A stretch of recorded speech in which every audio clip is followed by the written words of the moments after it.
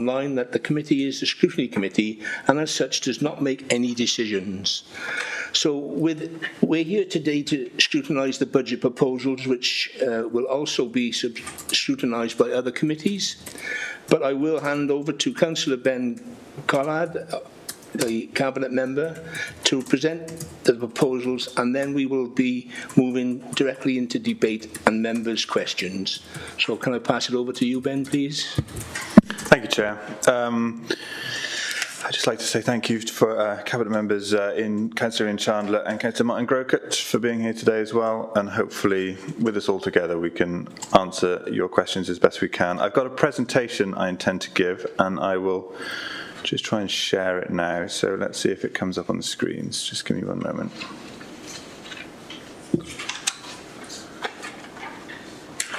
Which is the screen that it's going to come up on? I can't see.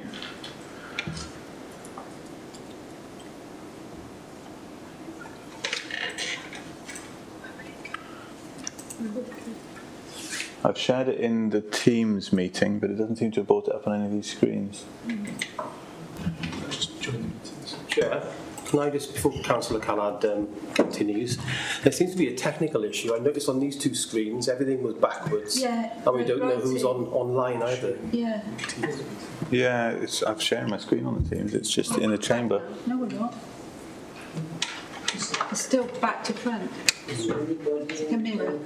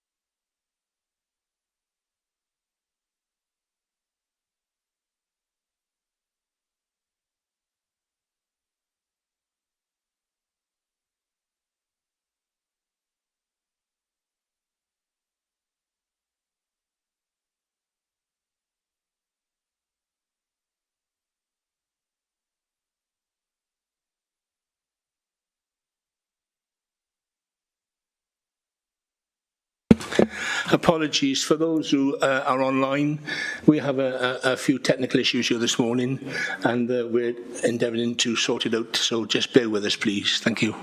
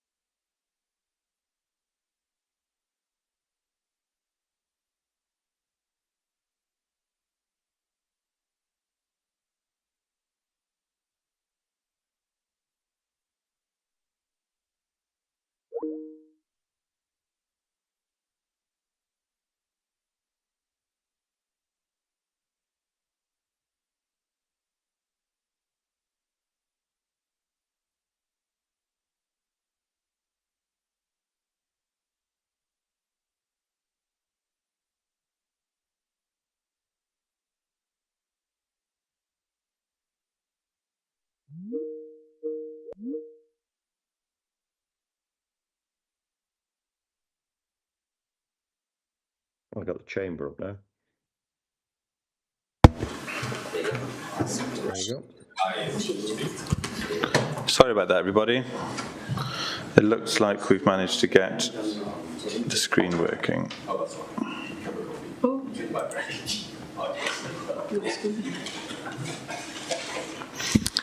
So as I briefly mentioned, I'm just going to talk you through a brief presentation which outlines our budget proposals for 2024-2025, and then following that, myself and the officers here will take questions.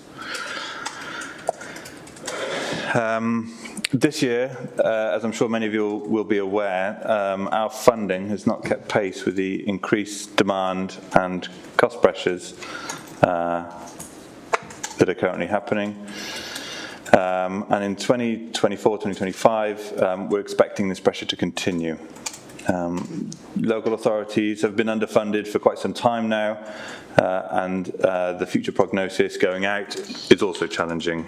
This has been caused by a number of issues. I think we're still seeing the fallout of the pandemic a little bit, especially in our schools, and of course the war in Ukraine on our energy markets, although those pressures are starting to ease. So for the second year in a running, we're facing cost pressures, that is to continue providing the same services in the same way, of £21.9 million, which is the second year in a running that we've seen cost pressures of over £20 million. These include new demand and those associated inflationary costs of £5.5 million, recurrent demand and the inflation of those costs of £6.2 million, pay inflation of £6.4 million, the unwinding of one-off reserve usage, and to elaborate a little bit on that, last year we used some of our reserves to support our revenue budget. This year that funding is not available, so that money has to be found in our revenue budget this year. And increased precepts of £1.2 million. This slide gives us a brief overview as to where the council's funding goes. You'll see 2/3 of it go to children and young people, which is our schools and our support services around schools and children, and social care and health. And I think that's particularly of note to this committee, as those are the main areas which this committee will focus on. And something I always find quite interesting is a lot of the items which people generally associate with local councils make up proportionally a much smaller part of our spend.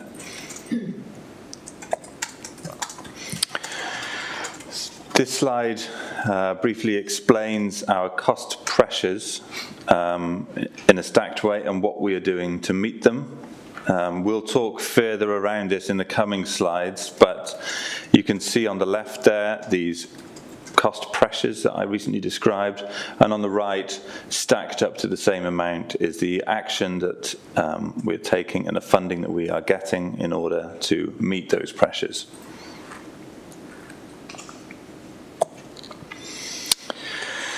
So the £11.8 million of key service pressures we are seeing across the different directorate areas are £0.4 million in children's social care, £4.1 million in adult social care, and I think that continues the trend of the last 12 months, which we've seen significant pressure in adult social care. The impact of the real living wage in social care of £2.7 million, increased costs associated with children with additional learning needs of £500,000, school transport £700,000, the new school in Abergavenny, the King Henry 3-19 school of £300,000, recycling and waste of £1 million, transport and fleet management of £300,000, shortfall incomes in our Mon Life Directorate of £200,000 and additional costs for insurance and levies of £600,000. So I've mentioned it earlier, but the costs of the costs of delivering our existing services next year will be nearly £22 million. Our income increases by £10.1 million, which includes our proposal for increasing council tax by 7.5%. This also includes the uplift of our government grant and captures the police precepts and the charges as well. We're expecting next year our borrowing costs to reduce by £1.8 million, our energy costs to reduce by £1.6 million. We're also proposing not to use any of our reserves to support next year's budget, and therefore that leaves a gap of £8.4 million, which we need to bridge by changing the services we provide. This is a very broad outline of the principles which we are applying to this year's budget. A financially responsible council, protecting our most vulnerable, reducing inequalities, protecting our environment, and planning for the future.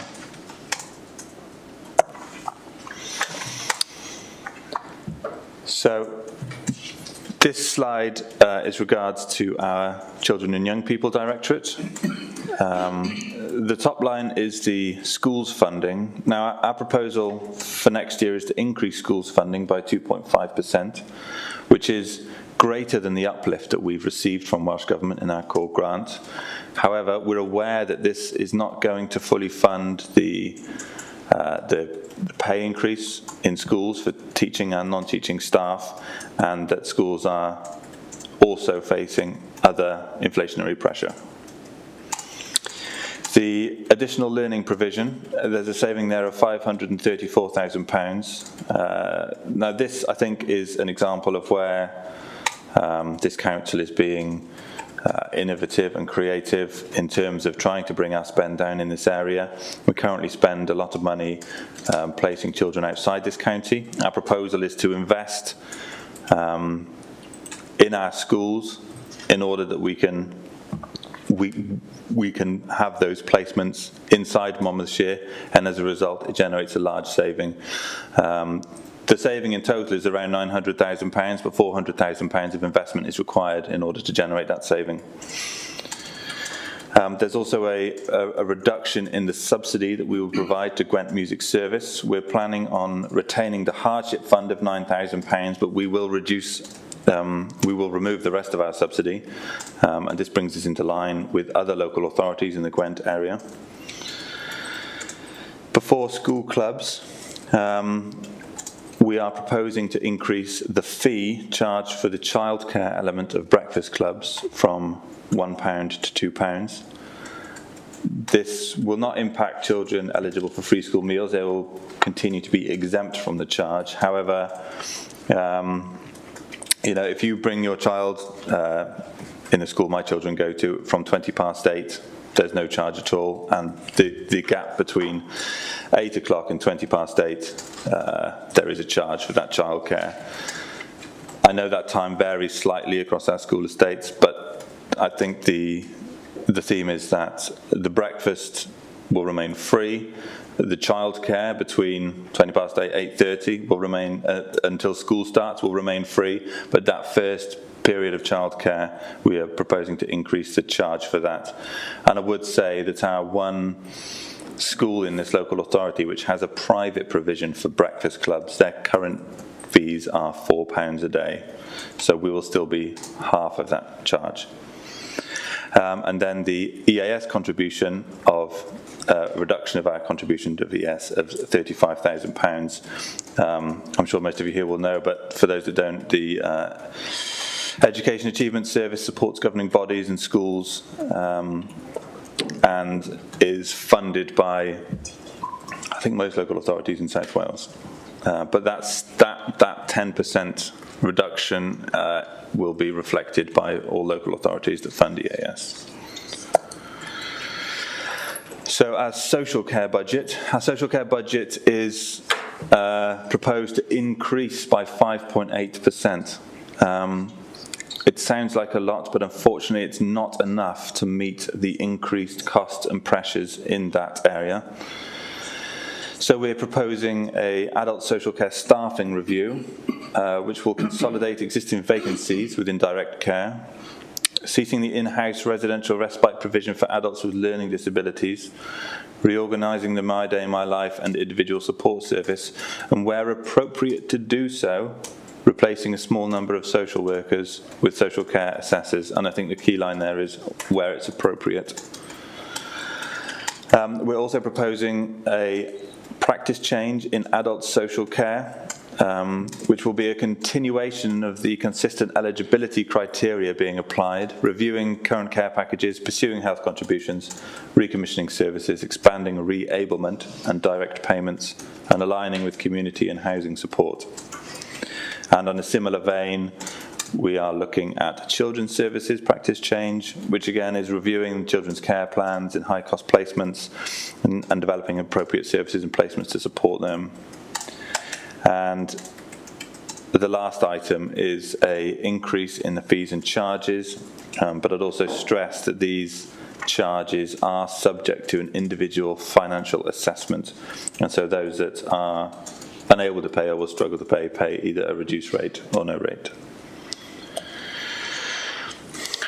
Moving on to our Communities and Place Directorate, we're proposing an increase in this budget next year by 6.3%, but again, as with the other directorates, the cost increase is not enough to offset the funding uplift is not enough to offset the increase in cost to supply these services.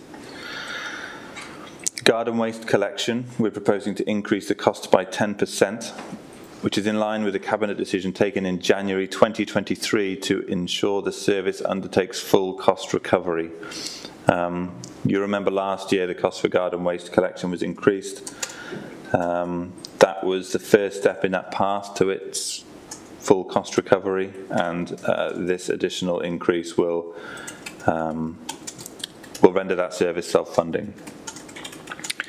The food waste bag provision is a proposed saving of £50,000 to stop the free provision of food waste bags. The bags will be available to purchase at cost price, and also you can buy similar food waste bags in most supermarkets, but we will also accept bread bags and other plastic bags that you might have in the house so you can reuse them. A removal of the council car. The home to school transport, which is us using our resources to invest in some minibuses for council use, which will reduce the spend that we have on taxis. Increasing the statutory planning application fees by 25%. Increasing car parking charges and charges for parking permits by 10%. An increase in trade waste fees, the sale of bags and bins, and the last line item, homelessness, is our intention to reduce our reliance on bed and breakfast accommodation for temporary homeless accommodation and try and utilise the council's assets more effectively in order to ease that pressure. Moving on to Mon Life, we are proposing to decrease our Mon Life budget by 3.2% next year. Again, this requires savings, and the savings are as follows. A £40,000 saving from our museums, which will be closing 2 museums for an additional day per week and reviewing business support. In a similar vein, we are proposing to close the Old Station Cafe in Tinton for 1 day a week on Mondays, except for bank holidays where they will remain open. We are proposing to withdraw the Monmouthshire County Council contribution to Abergavenny Tourist Information Centre. But I'm pleased to hear that the other organisations which support Abergavenny Tourist Information Centre, which is the Brecon Beacons, the Bannerbrook Hynjog National Park Authority, and the Abergavenny Town Council are bridging that funding gap. So the Abergavenny Tourist Information Centre won't see any change to its funding. Our outdoor adventure provision, which is moving it to a more sustainable model for the outdoor adventure service. This is our outdoor education centre at Gilwern, and we have other authorities which come and use this centre for their outdoor education, and it's reviewing those fees to make sure that it covers more of its costs. Our leisure centres, a saving of £140,000 is identified in adjusting the closing times of our leisure centres. That's by half an hour on a weekday evening, so they will close at 9:30 instead of 10 p.m, and slightly earlier on the weekends, where we're proposing they will shut at 4:30. And our data suggests that that this is the times of where our leisure centres are least used. And finally, £120,000 saving in Mon Life, where we will review the management structure of that directorate.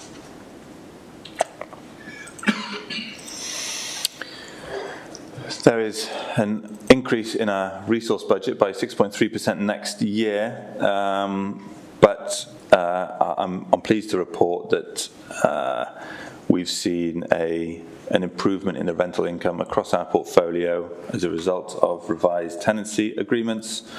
So there's a little bit of good news there.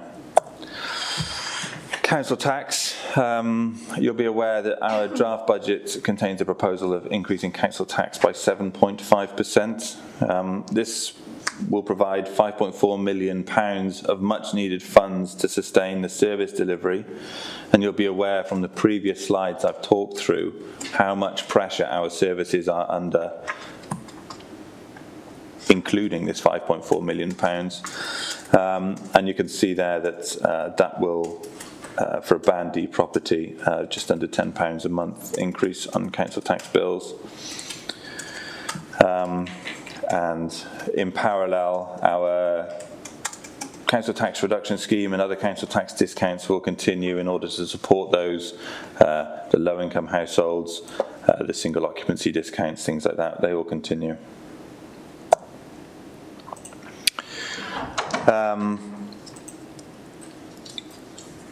This is a very brief slide on the risks, and I think we've seen over the last 12 months how volatile the situation is in local government finance at the moment, where it can be difficult to predict the pressures our services are going to come under, to which we are obliged to respond. And it's just to note that these risks remain. Our communities are under pressure, the cost of living crisis continues, and so the situation is volatile, and we should be mindful of that, and that our revenue reserves, we are saying that they are of limited use to support these risks. They still sit above the recommended minimum reserves, but obviously because they've been drawn down across the last decade, they will not be used to support this revenue budget. Our capital programme, which oversees the maintenance of our roads, schools, leisure centres, farms and many other assets in the county. We're proposing continued support for council properties in line with the community and corporate plan, tackling the longer term challenges some of our communities are facing, and obviously you'll all be aware of the significant investment the council is making in the new school in Abergavenny and the new care home in Crick Road. So right now we're in our public consultation phase. There's a number of events coming up over the next 3 or 4 weeks where we will be engaging with specific groups who will be affected by some of these budget proposals, and also the wider public. And this will bring us to the final budget, which will be presented to Cabinet on the 28th of February, and then it will be presented to Council on the 29th of February. Thank you. Thank you, Councillor Callard. Apologies, members, due to the technical issues taking precedent. I omitted to address item 1, 2 and 3. Apologies for absence. I understand there are none. Can I ask members if they've got declarations of interest? Could you do that at each stage within the process going forward, please? And there are no open forum for the public, so I do apologise for that. Okay, can I then open the meeting with the questions for items that members have on file, please? Can I go firstly to Councillor Riley? I'm sorry, Councillor Riley. I'll go back to the drawing board, and I'll go back to the Councillor Powell, please, first. Apologies for that. Come back to you. That's right. Thank you, Chairman. Thank you for your presentation too. It's very clear. What I'm just going back to, you said about there's going to be a reduction in social workers and more social care areas. Now, does that mean the same with the actual carers that go and look after people in their homes? Is that reducing them, or is that not the same thing? Because I'm concerned that so many people are looked after in their own homes, and we're short of those carers now. And is that going to reduce them as well? If it's okay, Councillor Powell, I'll bring in Councillor Chandler and Officer Jane Rogers to answer questions on social care. Is that okay? Yeah. Thank you. Yeah, I can answer this, but actually I think I'll hand over to Jane Rogers to say this. But essentially, the answer to your question is no, but I think Jane can give a little bit more context to those changes. So, over to you, Jane. Thank you, Councillor Chandler.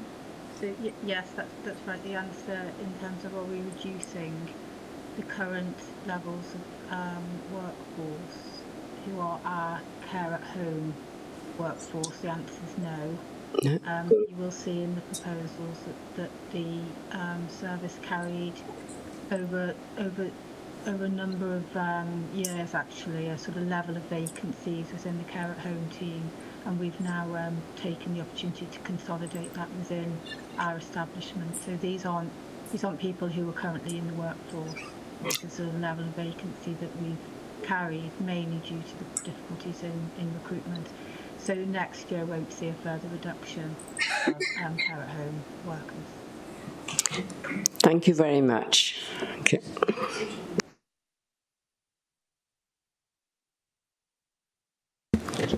Okay, thank you. Councillor Edwards, please. Thank you, Chair, and thank you, Councillor Callard, for your presentation. We wish you well in your new role. My first question has just been answered, actually, so that was quite convenient. So I'll move on to leisure, if that's okay. I have a question on education as well, but I understand from our pre-meeting that there'd be quite a few questions on that, so I'll leave that one until later.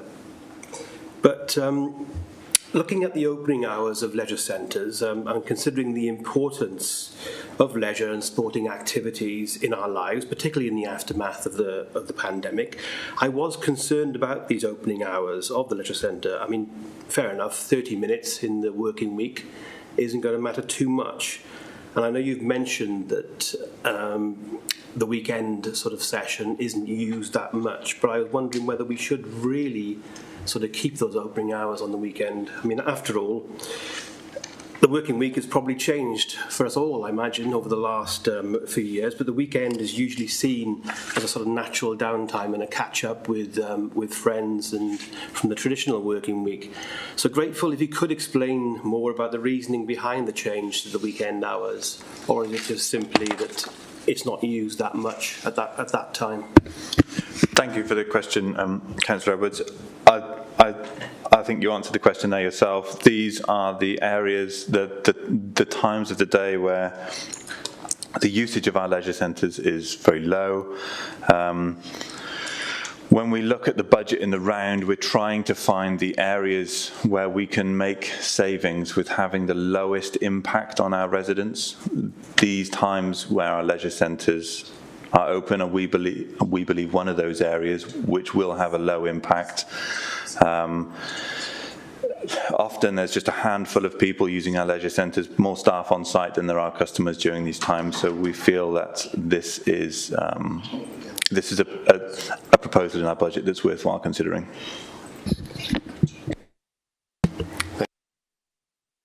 Thank you, Councillor Edwards. Are there any other members that would like to ask questions around this subject of leisure, please?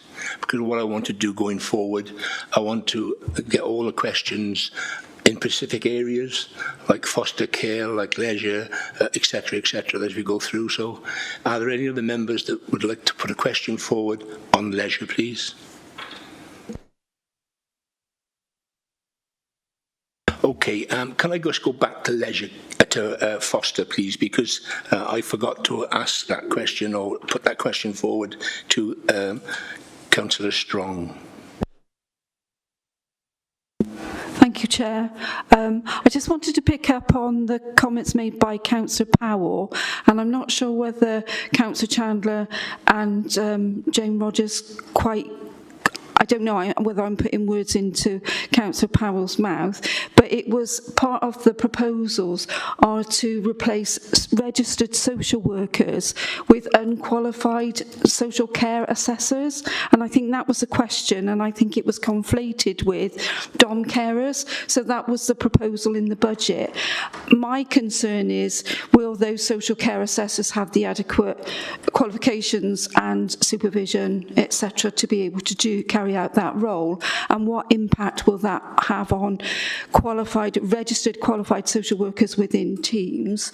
And can I ask a sort of other question? In the last year, we've debated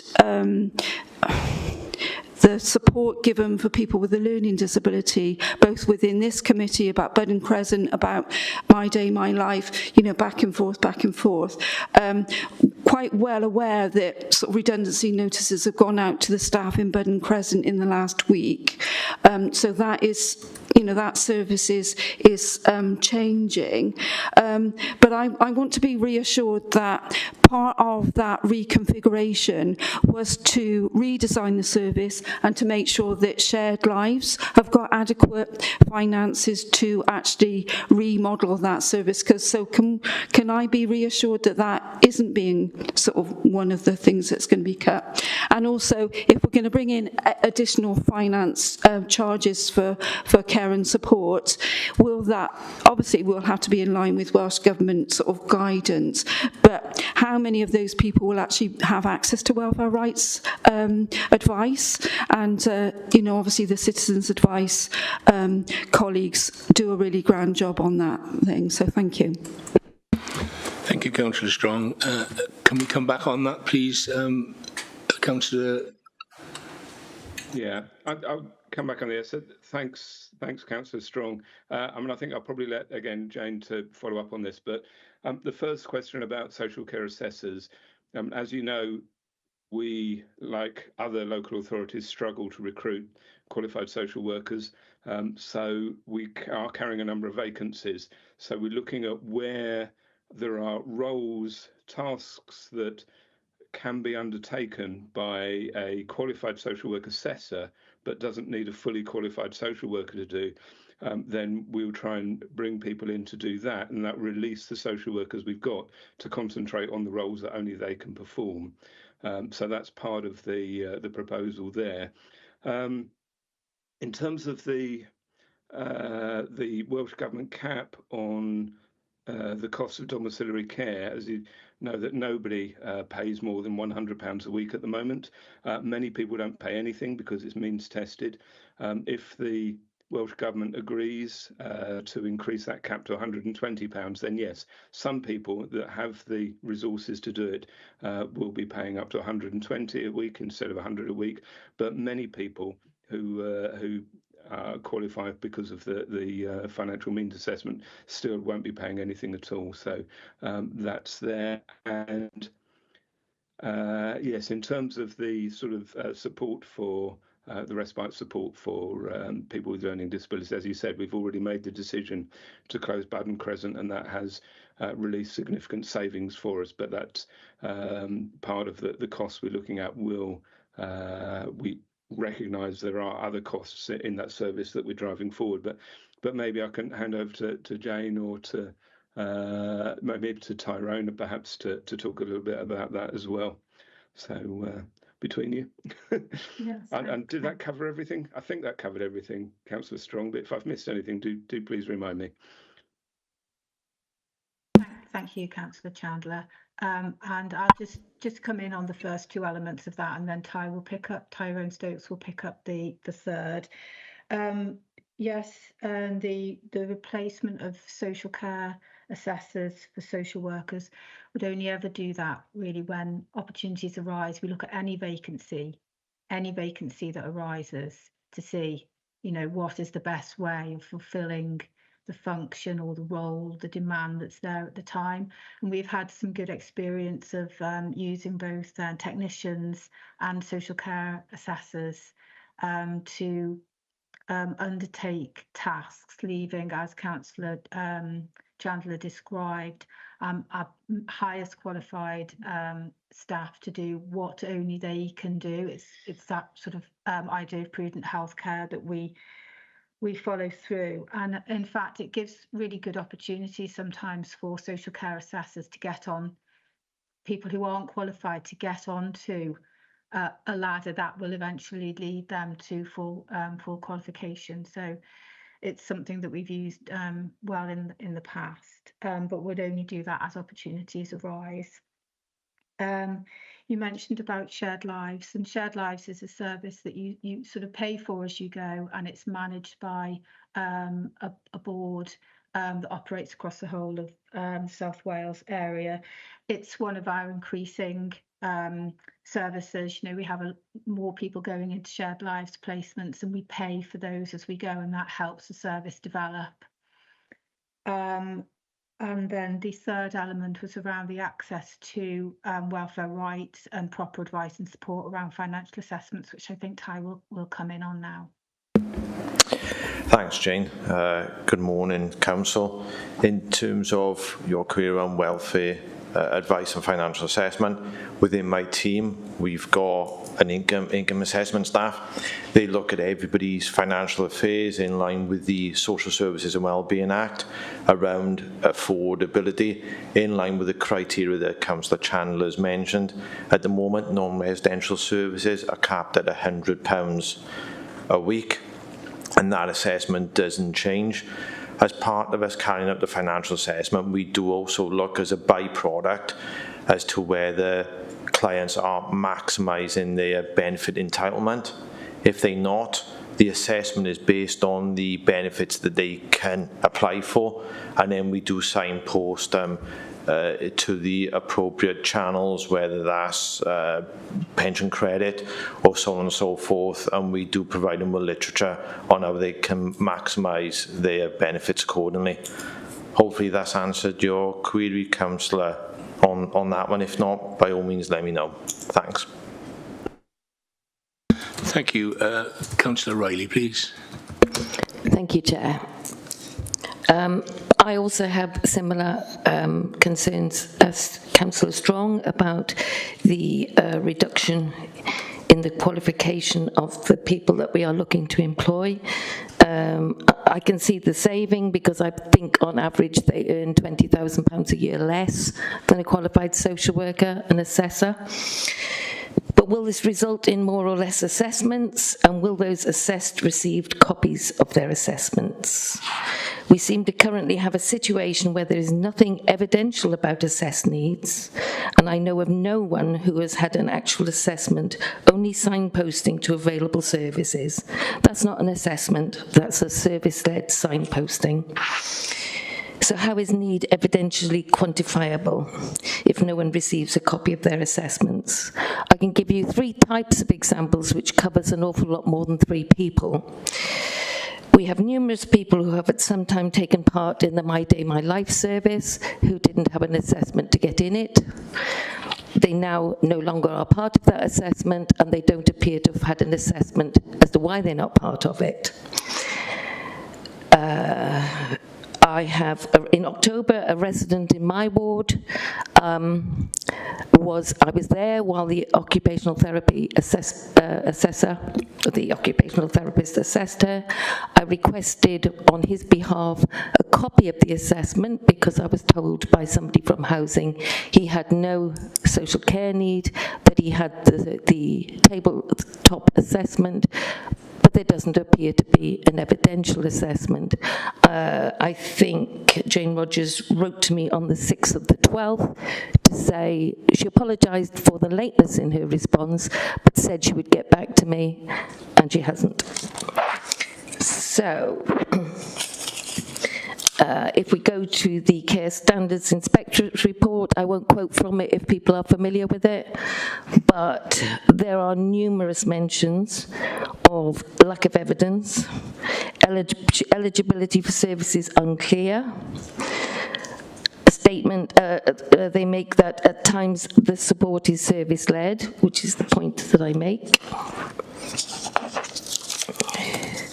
My mother, I spent 2 years requesting a copy of her assessment, as did her GP and the care insurance policy provider that she had.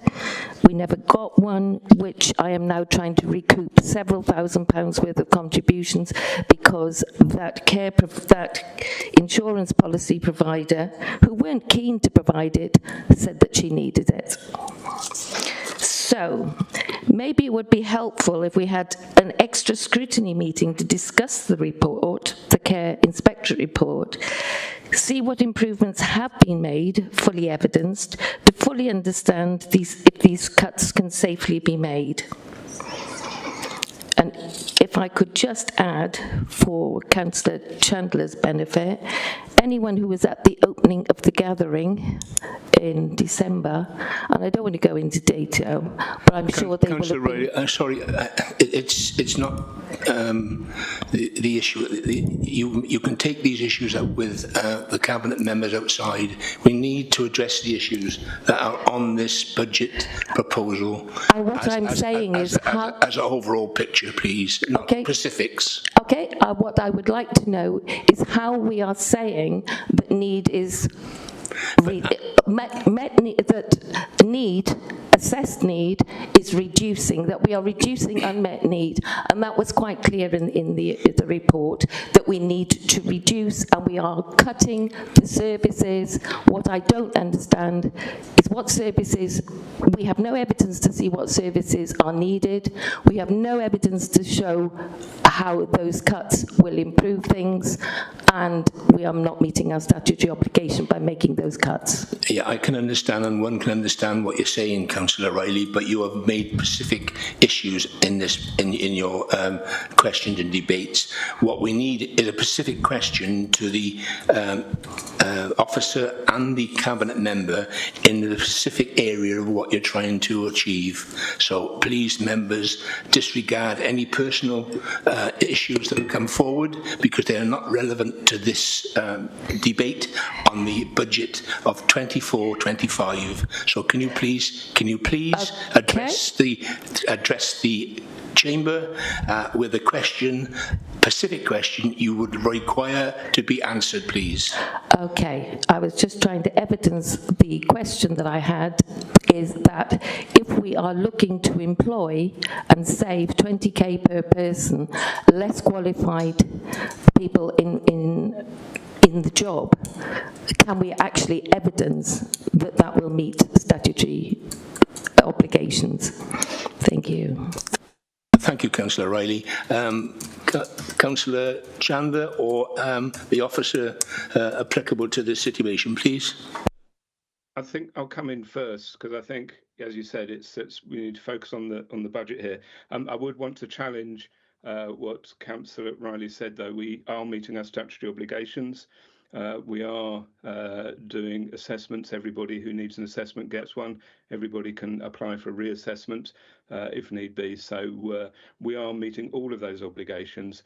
And the point of this particular change will result in a saving, but actually the reason for doing it is to ensure that we are actually able to fill the functions in terms of doing assessments, which is why we want to employ social work assessors, who are easier to employ than social workers, where there is a huge shortage of social workers, so that we can actually do the assessments on time as needed, in line with legislation.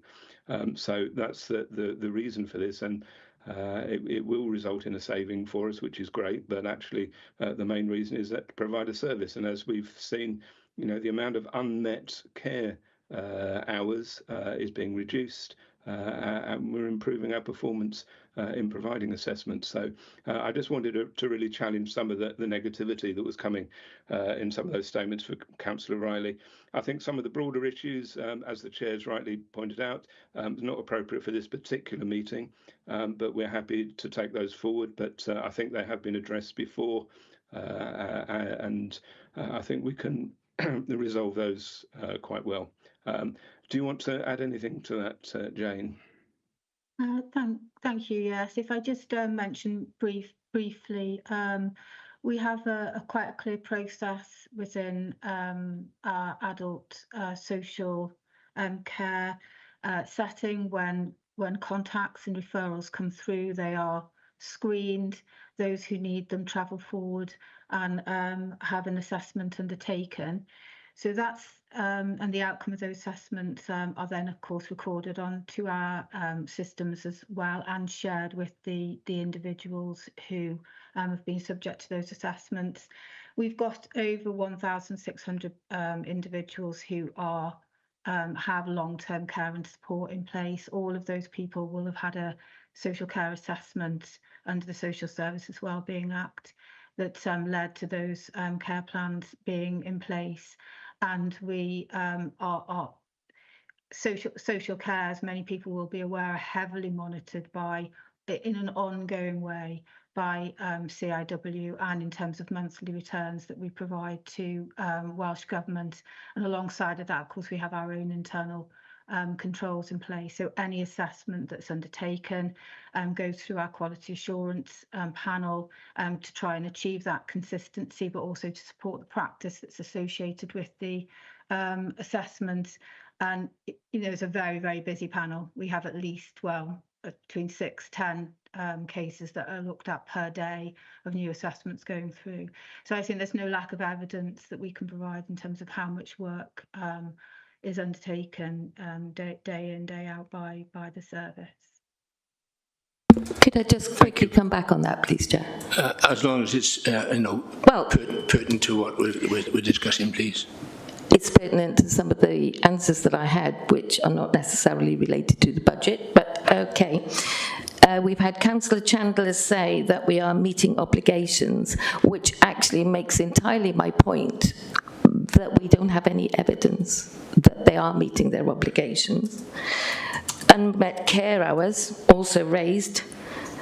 Apparently we're being reduced. We don't have any evidence to show that they are. And again, I refer you to the Care Standards Inspectorate report from mid-year 2022, which says that they are not. So what I'm asking for is to see what improvements have been made since that time. Thank you. Thank you, Councillor Riley. Can we move on, please, to Councillor Broomfield, please? Hi, thank you. Morning. I just wanted to make the point that I didn't realise anyone from education was on the call because the cabinet members not sat at the front. So us online can't see any members in the chamber. So it'd be helpful if cabinet members would sit on the main table so we can see that you're present on the meeting.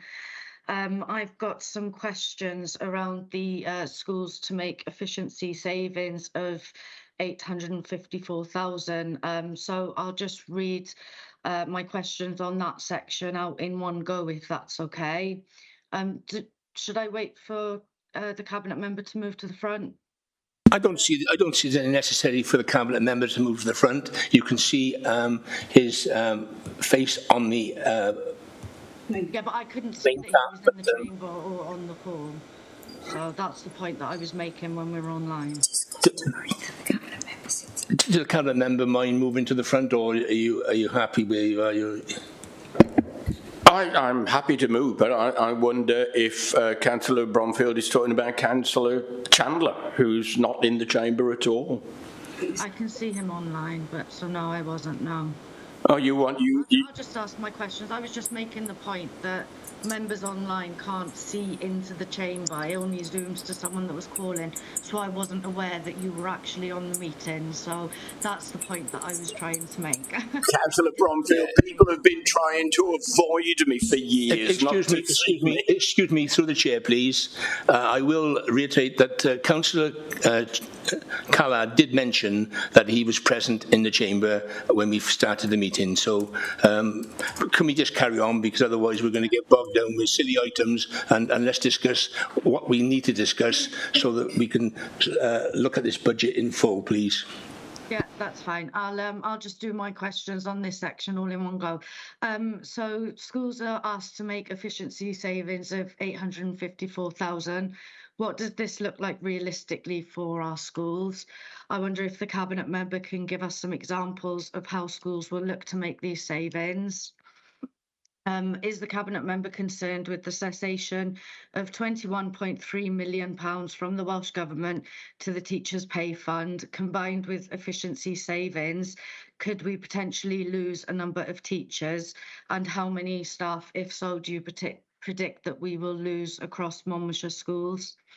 Can the Cabinet member please explain how he has been lobbying Welsh Government to reinstate the Teachers' Pay Fund for this coming year to alleviate the burden on Monmouthshire's, well, not just Monmouthshire's, but all Welsh schools? Are you concerned that class sizes could be increased due to staffing pressures? And are you satisfied that children will not be getting a subpar education as a result of these proposals? Do you have any concerns that these efficiency savings could negatively impact the quality of produce that schools have to procure? Councillor Bromfield, can I just leave it there and you come back with questions, because I think 3 or 4 questions are quite adequate for somebody to take on board. Yep. and then come back to with some sensible answers, please, and then I'll allow you to come back in with the rest of the questions if that is classified within education. Okay? Okay, no problem. Would you like me to make a start on the questions from Councillor Broker, please carry on with those questions and we'll come back to you, okay? We are asking schools to make over £800,000 worth of savings. I hope members will know that I am an eternal optimist, and that at the start of the process we had hoped that that would not be necessary. Unfortunately, public spending is again being hammered this year, and we have simply, as an authority, not got the money globally that we had hoped that we would get from central government. And so we look to make savings, and one harsh reality that I'm faced with is that when I look at savings that we could make centrally here in County Hall, there is very little beyond our statutory duties that we actually still control. We've got bits and bobs like the remnants of the music service, for example. But the reality is that of every £10 that we get as an authority from the Welsh Government, well over £8 goes directly out to schools. And we never see a penny of that, other than acting as the agent of transfer, if you like. And so when public service is hit as badly as it has been, in terms of global amounts of money, then sadly there is no alternative but to ask individual schools to share some of the difficulties that we all face. I would have loved to have had enough money here in County Hall that we could have said, right, we'll have one less concert, one less this, that or the other, and we will not have to ask schools for a penny. Sadly, those days of any spare money at the centre here in County Hall have long gone. there is no alternative, in my opinion, other than to ask schools to share that difficulty. But I would add, in case there are any head teachers watching now, that until the budget is actually published and we are in this consultation period, I will scour every line of every budget and try to find as many pounds as possible to give to schools. But to go on to specific questions that Councillor Bromfield asked, I think that there was a misunderstanding which is shared commonly, because there is a misunderstanding of the responsibility of the local authority. When it comes to decisions about employment, about the nature of what is taught, and how resources are divided up in a school, it is the responsibility of the governing body working with the head teacher. And yes, some schools will have more in reserves than others, and that looks back over how they have managed their resources in years gone by sometimes. The responsibility of the local authority is to support the head teacher, the finance officer, and the governing body in making sure that they do not become insolvent. But beyond that, we cannot tell a school how it is going to spend the money. We allocate their money and hand it over, and it is then up to each individual school.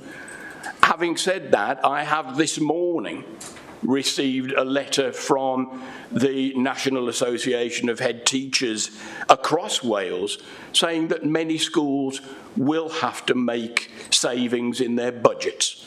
That is unfortunate, but as I've tried to explain, I think we're in a position where we all need to cut our cloth to suit our trim, and it's very unfortunate. Class sizes, the money that goes to schools is allocated largely on the number of pupils in that school.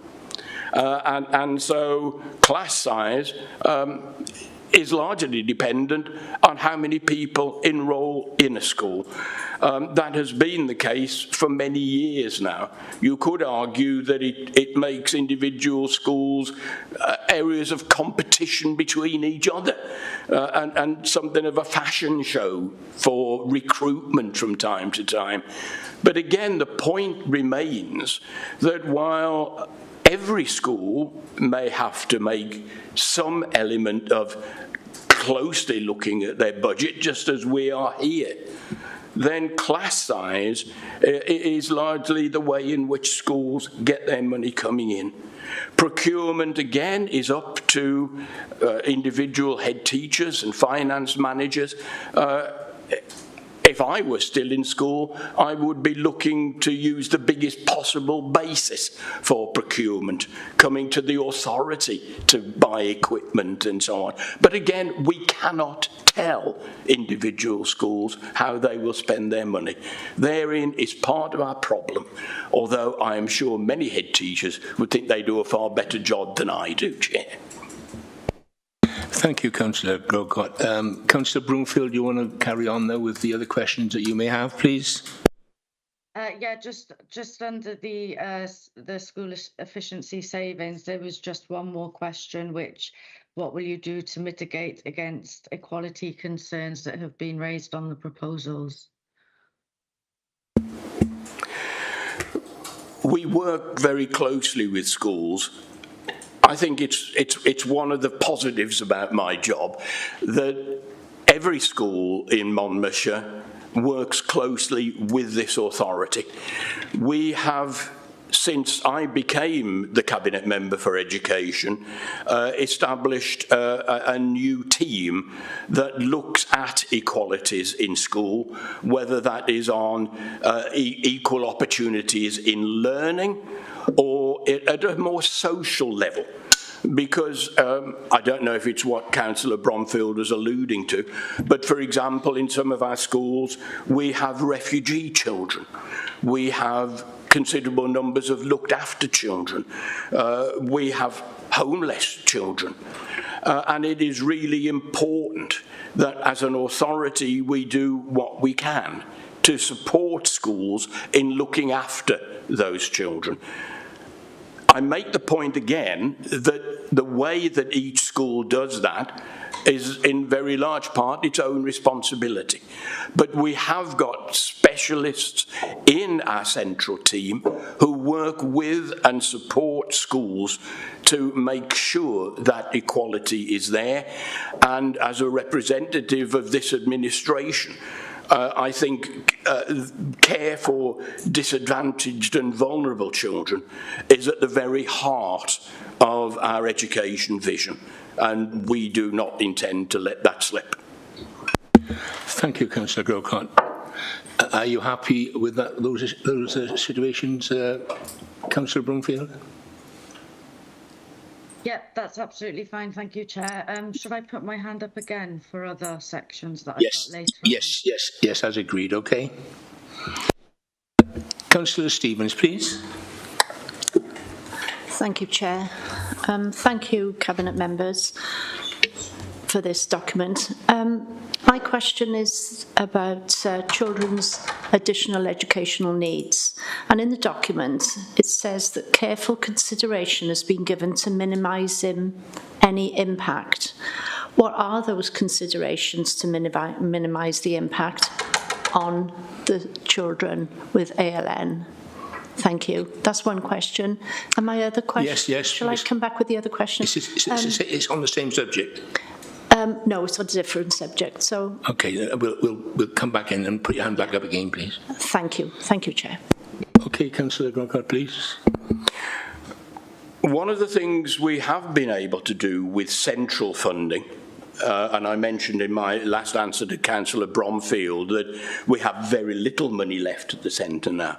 But one thing we have been able to establish this year is a central fund that we will allocate to support individual schools who come through to us during the course of the year to say that they have identified new additional problems that might turn out to be quite severe. And this obviously would stretch the resources available in a school. So we have, here's me saying we have virtually no money at the centre. We have actually set up that fund this year so that in the course of the year, if new funding requirements come to schools to support children who have complex identified needs, they can ask for additional support from the authority, and we would be able to support those children in the individual school. So can I just come back in there, Chair? Yes. Thank you. Thank you, Councillor. So would that extra pot of money that you were saying about, would that follow the child that's been recognised as being under ALN? I think what that money would be used for would be to give more immediate support. And then once the child has moved into a position where they've got their individual support package, that is what would go through school with them. So in other words, it wouldn't be the long-term funding package that would be supported. It would be immediate support to the school while the professionals from education, health, social care, if appropriate, come together to have a wider look at the individual needs of that child and then to publish that individual plan. And that then becomes what would form the basis. And that money, if a child moved school, yes, that child over time, the money would follow because it's addressed, it's their personal plan that meets their individual needs. So yes, over longer term. Thank you. Thank you, Chair. Thank you, Councillor Crocott. Councillor Howarth, please.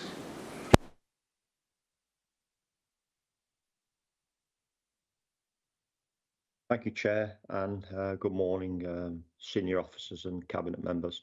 Couple of quick questions, and I've got different people, officers and cabinet members, just want to direct them to. So my first one is reference to a slide that the cabinet member, Councillor Callard,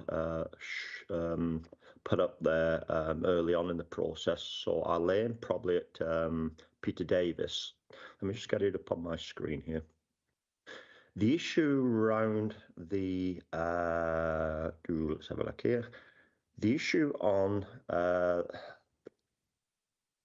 the income increase of £10.1 million. It's probably one of the fourth slides we had. The government grants, council tax,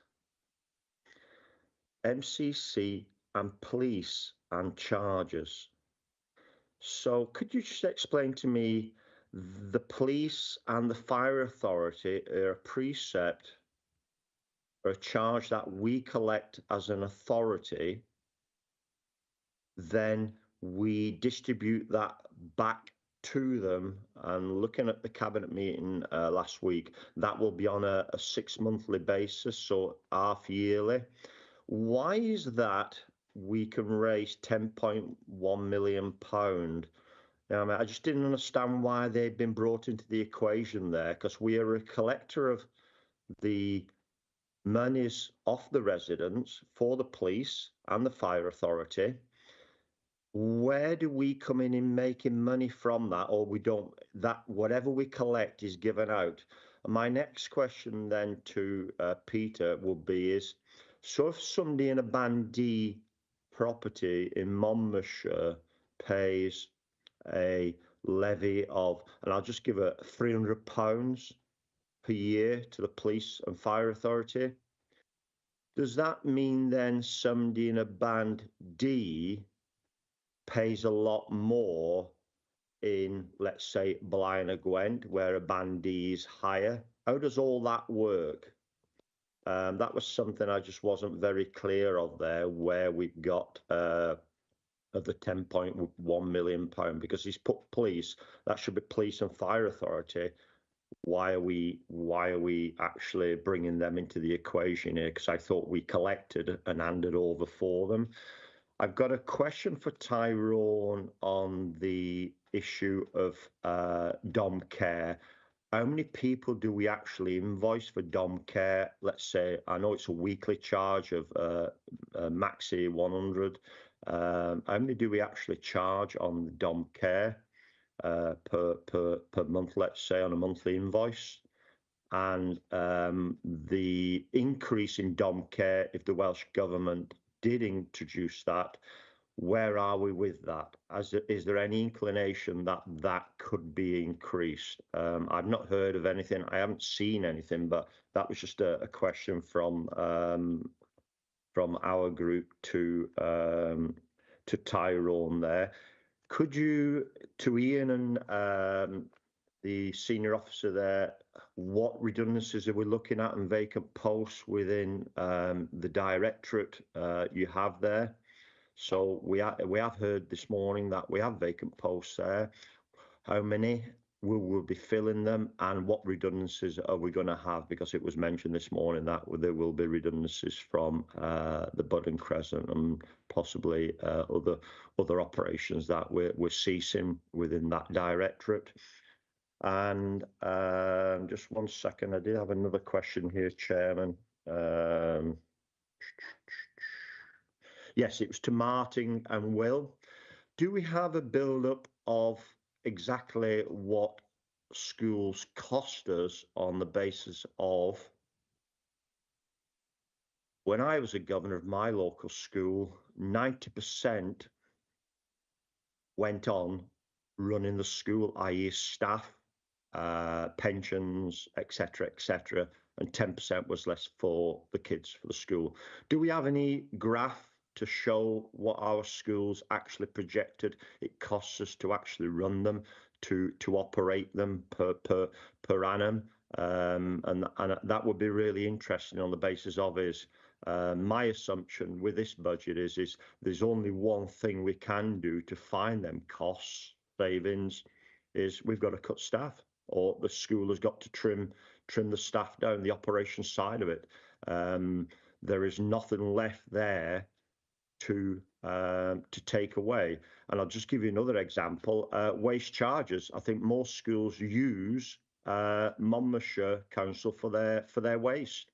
There's a massive increase going to be made on there. So there are things that schools are going to have as well brought against them, which they're going to have to cut. And I haven't included that in the 90%.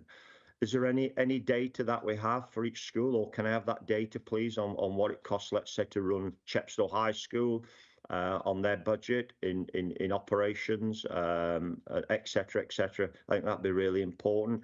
I don't think I've got anything else there, but if I have, I'll put my hand up again. Thank you, Chairman. Oh, can I just go back to Faye's?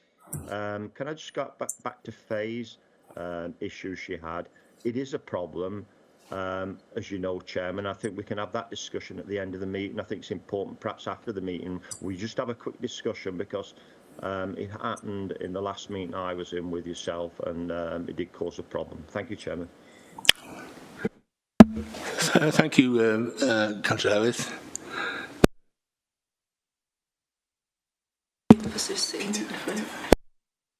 So, yeah, can I ask John to reply, or Peter, please? Thank you, Chair. Peter Davis, Deputy Chief Executive and Section 151 Officer of the Council.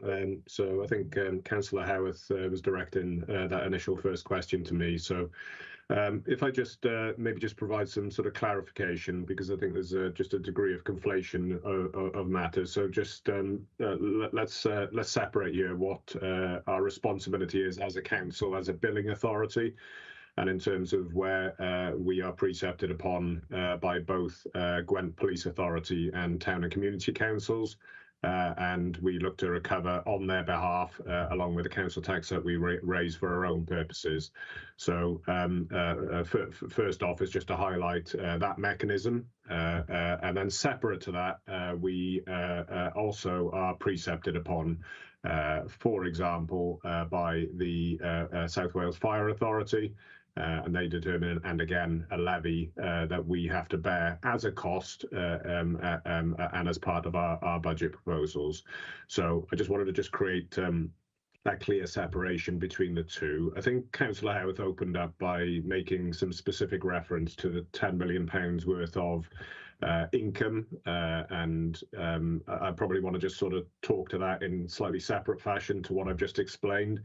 I think, as Councillor Callard, you mentioned when you were delivering the presentation, I think quite clear there that £10 million is made up principally of income that we will secure now, additional income as a result of the uplift in the settlement from Welsh Government.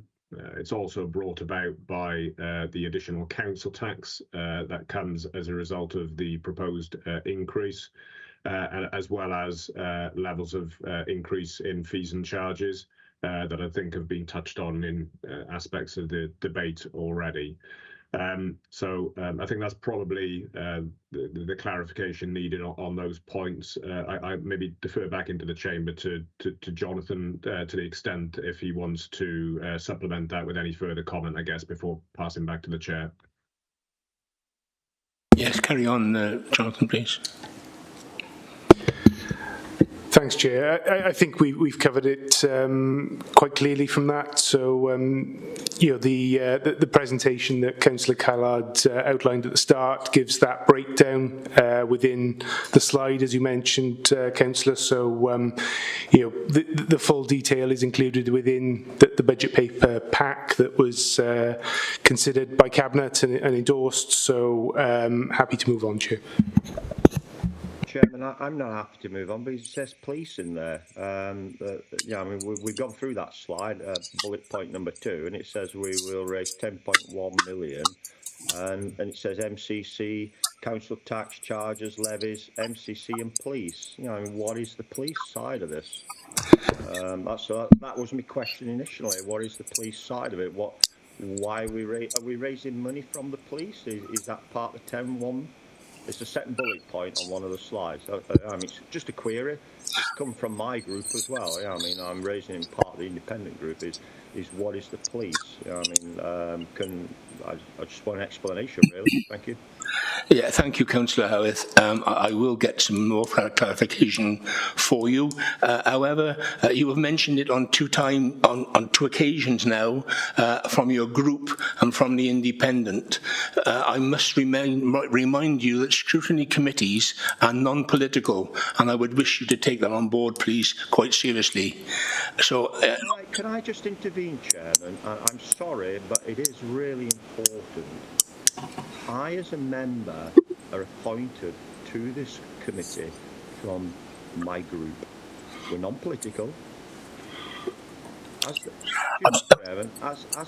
recording been cut? I'm sorry, Councillor Howarth. You know full well that on scrutiny committees, and it's been mentioned on every scrutiny meeting that I've been involved in, that they are non-political.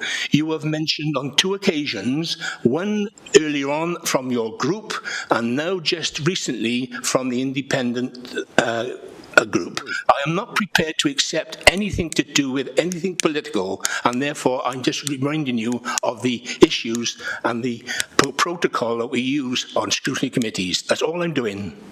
And I wish you to take that on board, please. Yeah, I will take that on board. And let me remind members that actually selection to a scrutiny committee from your group is to represent your group also, to report back to that group. Can I remind you that is what the representation is as well? Thank you, Chairman. Yeah, quite clearly, but I will reiterate again, you can do that outside of the scrutiny committee with the individual cabinet members or officers in question. And I'm saying again, I'm not prepared to accept anything to do with political parties or anything to do with legislation on the way forward. Protocol, as far as scrutiny is concerned, non-political. Ben, can you? That's enough, Councillor Howarth. I've said enough, and I'm not prepared to accept any more. I've said enough. Okay, Councillor Carroll, can you answer the questions, please? Thank you, Chair. I've just brought back up the slide from the presentation, which I think explains very clearly the £10.1 million we've got in terms of income. We've got the council tax increase, which generates £5.4 million, the Welsh Government grant increase, which generates £2.7 million, the police and community councils income, which generates £1.2 million, and then the fees and charges of £0.8 million. That all adds up to the £10.1 million. Now, the police and community council charges, you can see them also on the left side of this graph. That's money that comes in and goes straight back out. We act as Peter Davis said, as the billing authority for these groups, so the money we merely act to passport it through. Thank you. Thank you, Councillor Callard. Does that answer any of the questions? Councillor Howarth, please. Chairman, I just wanted to know why it was on there. The fire authority isn't on there. Town and community councils aren't on there. It's a question I wanted to put. I've put it. Not satisfied with the answer, but I will dive into it a little bit deeper. Thank you, Chairman. Councillor Callard, can you clarify that any further for Councillor Howarth, please? Just to say that it speaks specifically to community councils. It says police and community councils on the spreadsheet, so it encapsulates, it encompasses that whole area. Thank you. Can we now move on to Councillor Jones, please? Thank you, Chair. I have two questions. The first is Monmouthshire County Council rely very heavily on the independent fostering agencies, and the disparity between the placement costs are very different, obviously very high. So I was just wondering how this is going to be addressed. How are we going to attract foster carers to Monmouthshire? Obviously, the you know, we have not got a lot of money to raise fees, but we must help them, especially through the cost of living crisis. You know, it's an extra mouth or mouths to feed. So I was just wondering, would a reduction in, for instance, their council tax contribution be considered? I wonder how, let's say you take on 54.7% of our foster carers, as they account for that, how are we going to turn this round? Because the costs are getting astronomical, and you know, there could be a saving somewhere. I wonder how this is going to be achieved. That's my first question. My second question is for really Councillor Grucott. What effect will the reduction in the core contribution to the EAS of 10% mean for us being Monmouthshire specifically, please? Thank you, Chair. Do we want to answer firstly, Martin, or... I'm happy to answer the EAS question. The first shall be last. As a small authority, we do need EAS. As an organisation, it has statutory responsibilities that it carries out on our behalf to look at attainment and outcomes of our young people in school, training not only of staff but of governors as well. And really, it is important to us because, to put it bluntly, I don't think as a small authority we have the resources to cover the entirety of the curriculum at a great depth to support the needs of individual schools. A bigger authority like Newport, for example, might be in a stronger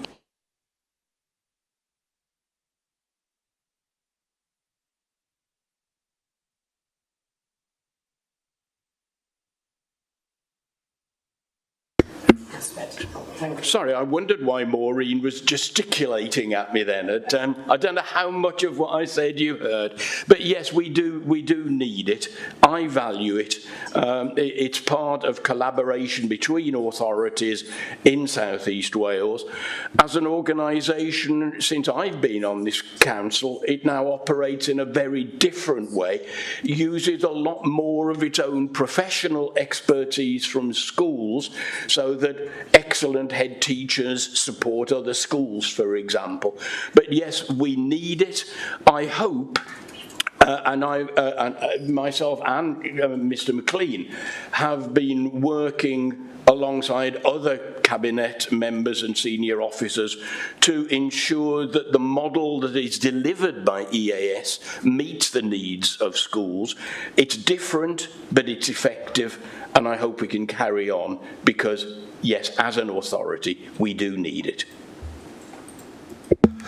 And your second, or the other question was answered by foster care. So I think perhaps. Shall I come in on that, Chair? Yes, please. Yeah, I think, I mean, Councillor is right to raise this concern. Obviously, it is something that we have a long ambition for, is to increase the number of in-house foster carers and reduce our reliance on the commercial for-profit fostering agencies. And we have been doing a lot of recruitment over the past year, taking every opportunity to attend events ranging from just in our markets through to in the Usk show and others, in order to engage with the public to try and talk to them about fostering. We've also been taking some measures to try and increase the attractiveness of the offer.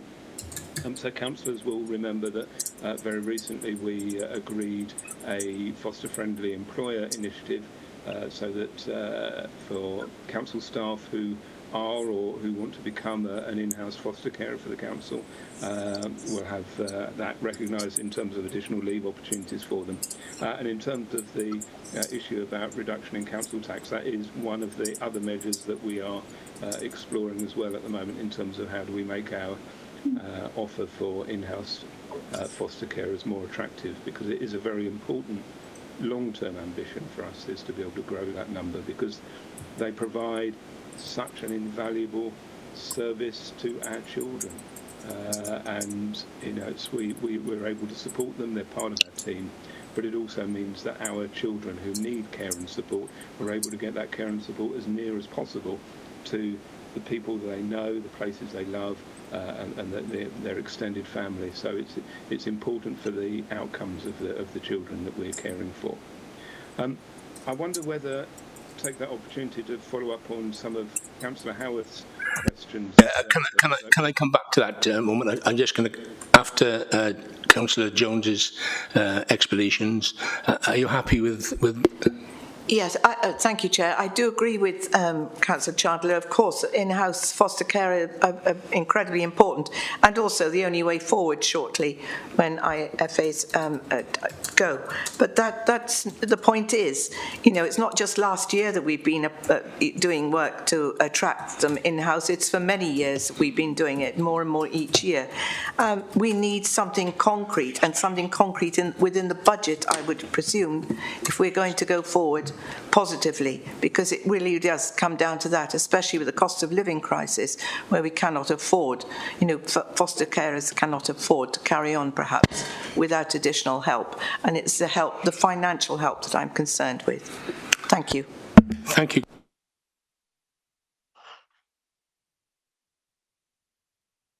Sir Edwards. Just saying, I agree with you, Councillor Jones, and we do need more concrete measures, and we are looking at opportunities to drive that forward. They don't feature in the budget as such, but obviously our allowances that we pay for foster carers is part of a regional agreement. So I don't know if you want to say any more on that, Jane. I'll just come in very briefly, just to confirm that there is a pressure proposal for the uplift to fostering allowances and fees.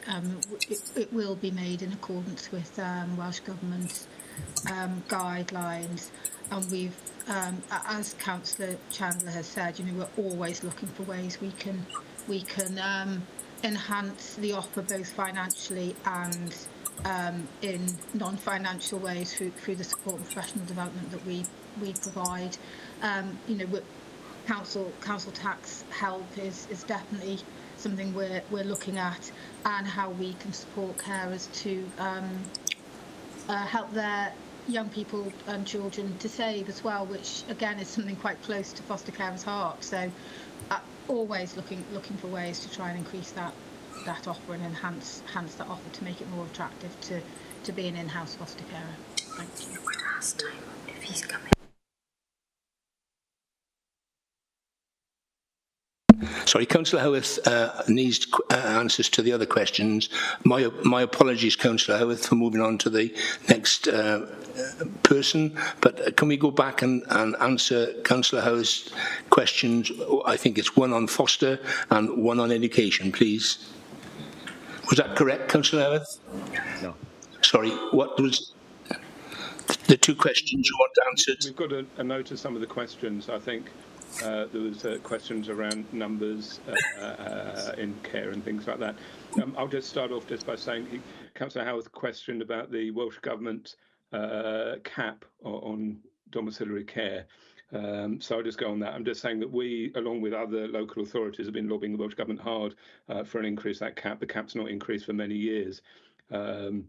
It's worth noting that in England there is no cap.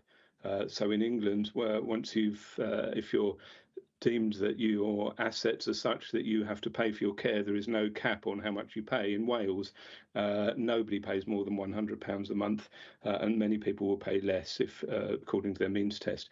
So that cap's not increased for a long time. We've been lobbying for that to be increased. The indications are the Welsh Government is in favour of increasing that cap to £120.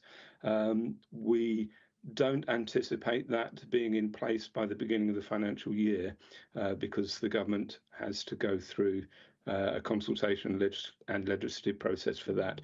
So in a full year, we would anticipate that saving us £637,000. We don't anticipate that full year saving in the 24-25, but we would anticipate that in future years after that. So hopefully there'll be something in place by the summer. Thanks, Ian. That's all. all the other questions are far more technical on that. So I think I'm going to hand over to Tyrone Stokes, who can answer a lot of the questions around the numbers of people in care and the invoicing and side of that.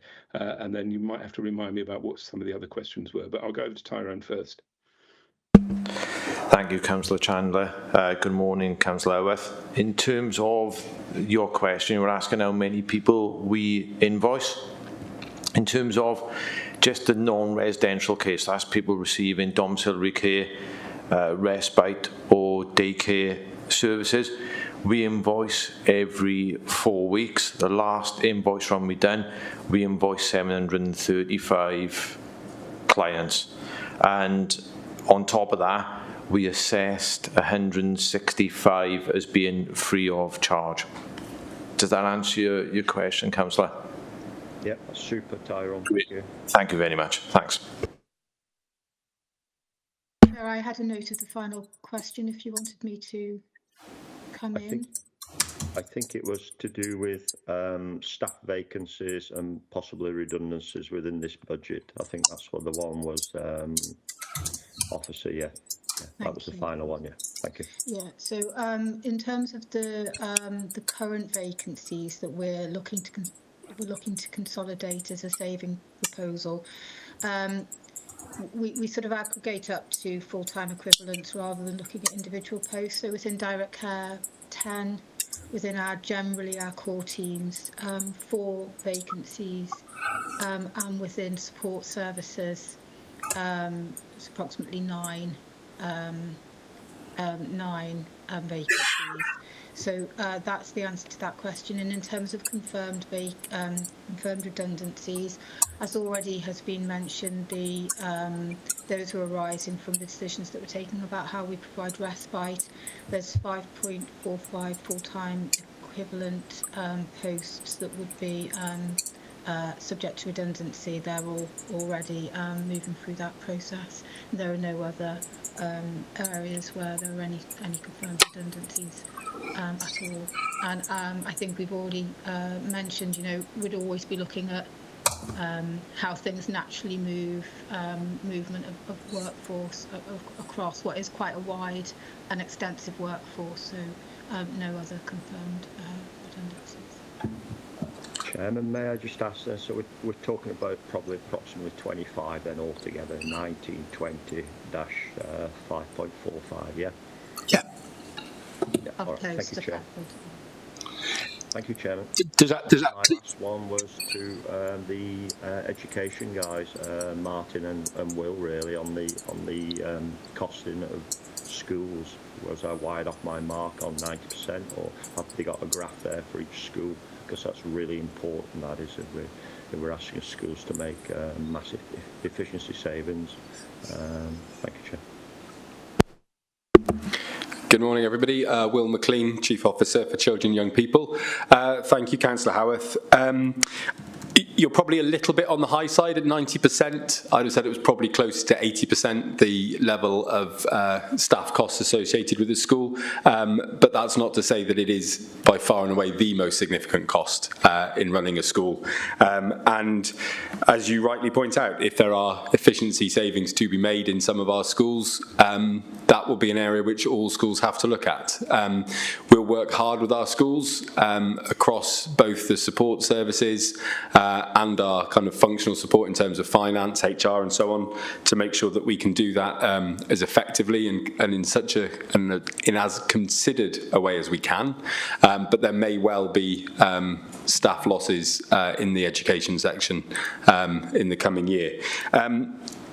There is also additional challenges for schools in the money that they receive directly from the Welsh Government, change in the flow of funding, change in formula and distribution for certain grants may impact on some of our schools. So that's something which we're beginning to flag to schools at the moment. So there could be some volatility there as Welsh Government changes its position.